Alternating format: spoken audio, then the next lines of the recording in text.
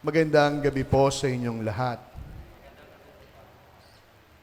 Kung inyo pong sinusubaybayan ang mga kaganapan sa Ebanghelyo kada linggo, makikita po ninyo yung certain movement na tinatawag. Sa mga nakalipas na linggo, kung inyo pang natatandaan, ano po yung tema ng mga Ebanghelyo na ibinibigay sa atin? Simple po lamang, ang mga kayang gawin ni Jesus. Minsan natunghayan natin, nagpagaling siya ng maraming may sakit. Nakita natin siya'y nagpakain ng maraming tao. Naroon din yung katotohanan sa gitna ng unos at nag-aalborotong lawa, may kayang pasunurin ang Diyos. Kaya ngayong ikalabing-anim na linggo, kakaibang pamamaraan naman ang ibinibigay sa atin ng mga pagbasa. Hindi lamang kung ano yung mga kayang gawin, kundi ipapaalala sa atin ng tatlong pagbasa, anong klaseng pastol si Jesus. What kind of shepherd that Jesus is. Habang nagninilay po ako, isa po sa mga bagay po na namamangha ako ay ang kasimplihan ng pagkakakita ng tulay. Tulay. Namamangha po ako sapagkat paano nga ang isang simpleng tulay ay nagsisilbing tagapag-ugnay. Hindi lamang ng daanan, kundi nag-uugnay sa malalayo at ibang-ibang pook. Isa po sa mga tulay po na sobrang na-amaze ako ay ang tulay ng San Juanico Bridge. Sa unang pagkakataon pong nagtungo ako sa Leyte, yun po isa po sa mga dinaanan namin patungo sa Samar, sa lugar nila Father Knox sa Borongan.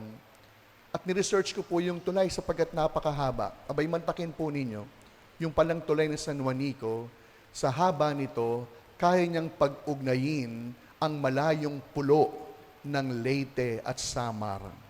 At hindi lamang doon, makaka-relate kayo, napag-alaman ko rin, dito para sa San Juanico tumalon si Dante Varona nang walang double. No? Parang napanood niyo yun si Sir Toya nga. No? Tunay pong nakakamangha yung mga tulay. Hindi lamang simpleng daanan, kundi tulay na pinag-uugnay ang magkakahiwa-hiwalay. Sa ganitong diwa po natin pwedeng maunawaan o gamitin upang ating lubos na maintindihan ano nga ba ang siyang itinuturo sa atin ng ating mga pagbasa. Bilang mga Kristiyano, bilang mga magkakapatid kay Kristo, tayo po ay inaasahan na magiging tulay sa bawat isa. Tulay na nagdudugtong ng iba't ibang kwento ng ating buhay. Tulay na nag-iisa sa ating iba't ibang mga hangarin. Tulay na nagbubuklod sa atin gayong marami tayong pagkakaiba-iba. Tulay na siyang umaakay patungo sa iisang destinasyon. Sa klaw po ng ating mga pagbasa sa linggong ito ang tema ng pagiging tulay o yung tinatawag nating tagapamagitan. Sapagkat tayo po hinihikayat upang maging bridge builders, tagapag-ugnay sa bawat tao.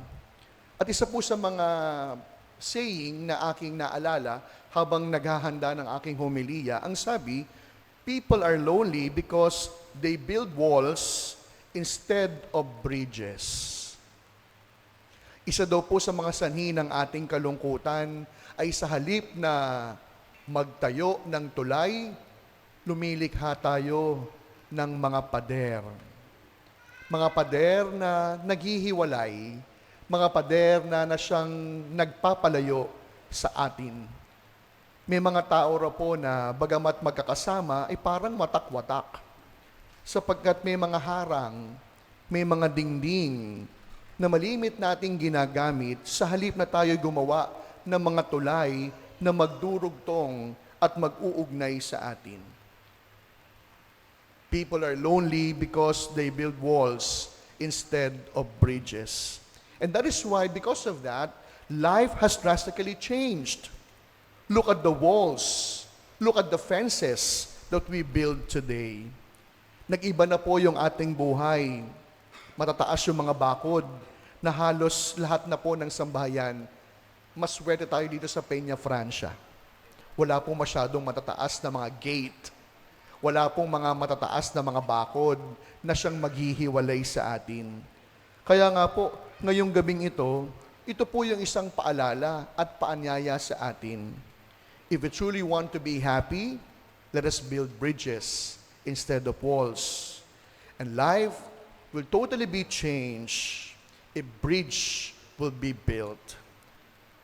Sa unang pagbasa mula po sa aklat ni Propeta Jeremias, sinabi ng Panginoon na siya na po ang mamumuno sa kanyang bayan. Matapos po yung pagkakawasak at pagkawatak-watak ng bayang Jerusalem at ng mga Israelita, bahagi po ng pangako ni Yahweh sa kanyang bayan, muli kitang ibabangon. Muli ko kayong titipunin bilang sambayanan. At bilang pastol, ito po ang siyang katangian ni Jesus. Jesus as a shepherd, He is a gatherer, not a divider. Sapagkat ang Panginoon bilang ating mabuting pastol, tagapagtipon, hindi po tagawasak, hindi tagapaghiwalay. Tignan po natin ang bawat isa. Ngayon, tinipon po tayo sa habag ng Panginoon, bagamat kitang-kita naman po yung ating pagkakaiba. Nariyan kayo, naririto ako. Tinipon tayo ng iisang pagdiriwang bagamat watawatak o iba-iba yung ating pinanggalingan. Pero pinag-iisa tayo ng isang misang pinagdiriwang. Ano pong ibig sabihin? Na ang Diyos bilang mabuting pastol, ibig niya tayo ay tipunin bilang iisang Kanya. Sapagat para sa Diyos, lahat po ay welcome. Lahat ay pinag-iisa. Pati po pansinin ninyo, yung pagdagok natin kanina sa ating mga dibdib at paghingi ng kapatawaran, pinag-isa tayo. Hindi lamang ng ating pagdiriwang, kundi pinag-isa tayo ng ating Panginoong sinasampalatayanan. Ito rin po dapat yung ating maging pagsusumikap, na tayo po ay maging dahilan ng pagkakatipon-tipon sa halip na maging sanhi ng pagkakawatak-watak. Let us become a catalyst for unity instead of being the cause and reason for division and disharmony. Aaminin ko po sa inyo, dalawa lang naman po yung goal ko nung lumipat ako dito sa atin sa Peña Francia. Una, ang ituro at ipakilala sino ang Diyos. Yun po yung aking unang goal. At matapos ko pong gawin po yun, ang aking pangalawang goal, pag-isahin yung ating ugnayan. Kaya nga po, mga minamahal ko mga parishioners, ang pangalan po ng Diablo ay Diabolos, na hangong sa salitang Griego na ibig sabihin to divide, to conquer, to destroy. Malimit o palagi po natin tignan at bantayan sa ating mga sarili. Are we being the start of division in my own family? Do I begin to destroy the community because of my division mentality? Kaya nga po, mga minamahal ko mga kapatid, ito ang siyang unang katangian ni Jesus na ibinibigay sa atin. God as a shepherd is a gatherer and not a divider. Gayun din naman sa ikalawang pagbasa, wala po sa sulat ni San Pablo sa mga taga-Efeso, wala pong ibang hinangad sa San Pablo, kundi bumuo ng isang bagong sambayanan na kung saan wala nang sila-sila, wala nang kami-kami, kundi ang pangarap po ni San Pablo, tayong lahat magkakasama. Masusumpungan ang pagkakaisa na bunga ng kapayapaan dahil kay Kristo. And that is why Jesus as a shepherd is not only a gatherer. Jesus as a shepherd is also a peacemaker. Not an advocate of war.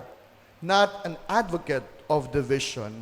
Sapagkat si Jesus bilang Diyos ng pag-ibig, prinsipe ng kapayapaan.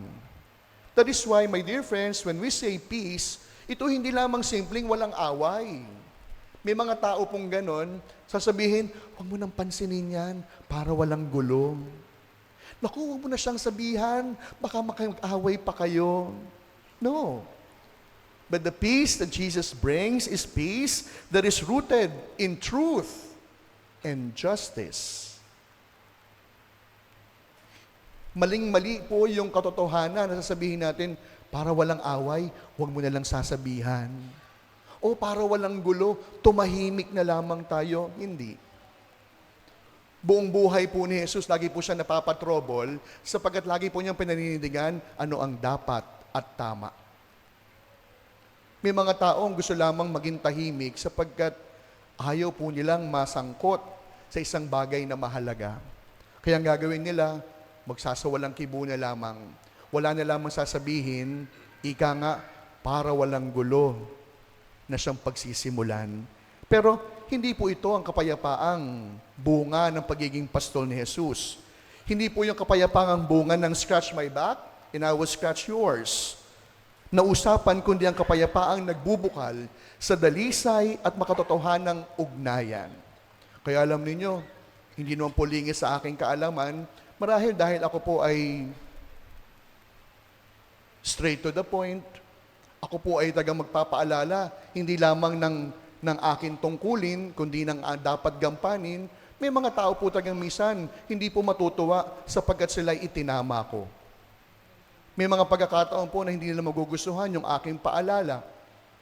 Pero lagi pong sasabihin, magalit kayo kung tinama ko kayo ng pamamahiya. Ibang usapan po kasi yon. Pero kung tinama ka ng may pagmamahal, pero hindi ka nakinig at naniwala, ikaw ang may problema. Kaya nga po ngayong gabing ito po yung isang pangalawang bagay na binibigay sa atin. Jesus as shepherd is not only a gatherer, not a divider, He is also a peacemaker. Hindi pinagsisimulan ng away, hindi pinag-uugatan ng kaguluhan. Kaya nga po sa Ebanghelyo, ayon kay San Marcos, ano pong sabi? When the heart of Jesus went out to the crowd. Why? Because they were like a shepherd without a sheep. This, my dear friends, Jesus was bridging the gap of alienation between the poor peasants of Galilee and the religious leaders who never cared for them. Kaya nga po, ngayong gabing ito rin po yung ibinibigay po sa atin. Jesus, as a good shepherd, is a caregiver for the people. Isang pastol na hindi lamang mabait, kundi isang pastol na may malasakit. Sapagkat para kay Jesus, walang panahon ng pagpapahinga kahit pagod na. Walang panahon ng pagkain kahit gutom na. Basta sa larangan ng pagmimisyon at sa bayang at kawang tila walang mga pastol na umaalaga, handang ibigay ni Jesus hindi lamang ang malasakit, kundi ang kanyang buong sarili upang sila ay alagaan. Kaya nga po ngayong gabing ito po ang siyang pangatlong paalala sa atin. Jesus, our good shepherd, is a caregiver. Isang pastol na hindi lamang mabait, kundi pastol na punong-puno ng tunay na malasakit. Kaya ngayon, ano po ang hamon sa atin? Bawat isa sa atin, may sariling pinapastulan. Bawat isa sa atin, pwedeng maituring na pastol ng kanyang sariling bayan. Halimbawa, kung ikaw ay isang magulang, ang pamilya mo ang iyong papastulan. Kung ikaw ay isang guro, pastol ka ng iyong mga mag-aaral. Kung ikaw ay isang lingkod bayan, pastol ka ng buong sambayanan.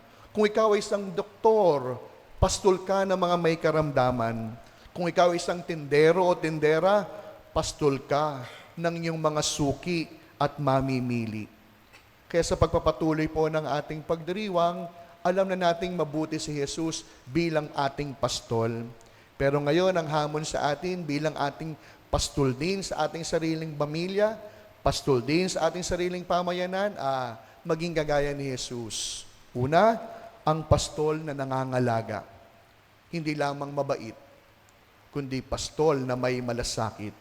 Pangalawa, isang pastol na nagtitipon, hindi nagiging daan ng pagkakawatak-watak. At panghuli, isang pastol na lagi nagtataguyod ng kapayapaan para sa pamayanan.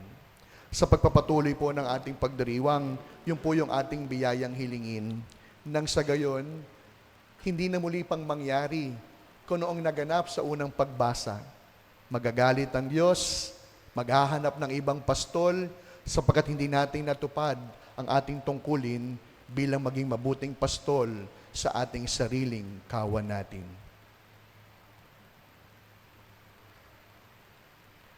Amen.